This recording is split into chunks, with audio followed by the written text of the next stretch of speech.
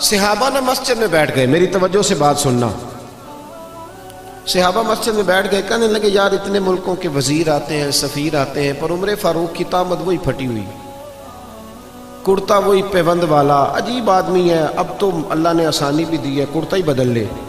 سب کہنے لگے جی کہنا چاہیے، کہنا چاہیے، یہ تجویز آپ کی ٹھیک ہے، بالکل کہیں گے، میں بھی کہوں گا، آپ بھی کہیں گے۔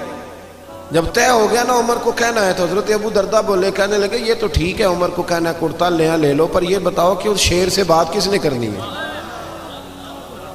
اس شیر سے اب تو لوگوں کی جیبیں الگ الگ ہے نا، 1000 والی جیب الگ ہے، 5000 والی الگ ہے، اب تو یہ معاملہ ہی ختم ہے نا کہ پیسے دینے ہیں کہ نہیں دینے۔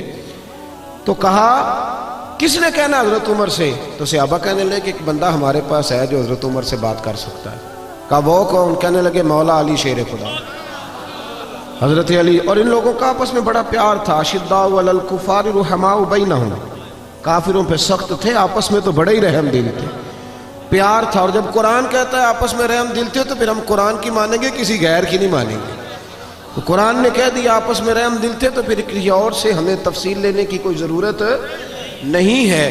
حضرت علی سے کہا تو مولا علی شیر خدا کہنے لگے بات تمہاری ٹھیک ہے، کرتا عمر کو نیا پہننا چاہیے، میں بھی اسی حق میں ہوں، پر میرا وہ سجن ہے، میں اس کی طبیعت کو جانتا ہوں، مجھے پتہ ہے یہ بات میں بھی نہیں کر سکتا اس کے ساتھ، کیونکہ میں جانتا ہوں۔ تو جناب پھر کون کرے گا؟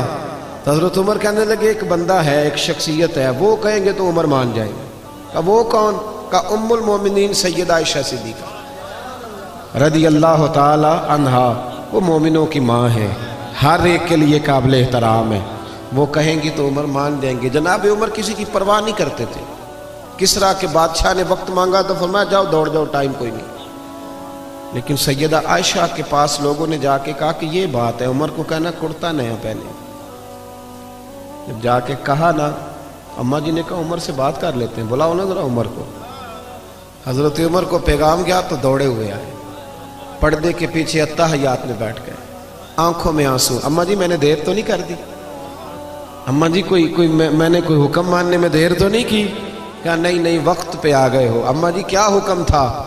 جناب فاروق اعظم رضی اللہ تعالیٰ عنہ کے پوچھنے پر سیدہ فرمانے لگی اب تو کئی ملکوں کے وزیر سفیر آتے اور اللہ نے آسانی بھی دے دی ہے، تو عمر کرتا بدل ہی لے، سب لوگوں کی خواہش ہے۔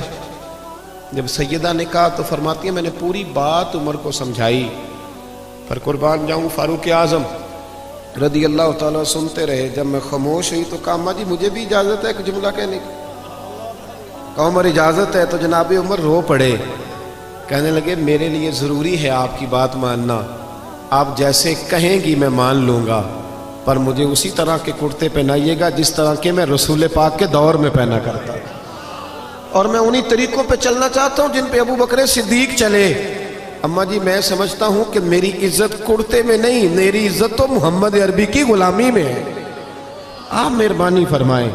کہتی ہیں وہ جناب عمر کی بات میرا کلیجہ چیر گئی اور میں نے رونا شروع کر دیا، میں رونے لگی اور میں نے کہا عمر آپ جائیے، بات صحابہ کی بھی ٹھیک تھی پر جہاں آپ کھڑے ہیں نا سب سے بہترین کھڑے ہیں، آپ جائیے۔ میرے بھائی کپڑوں میں عزت رہ گئی، گاڑیوں میں عزت رہ گئی، دولتوں میں عزت رہ گئی،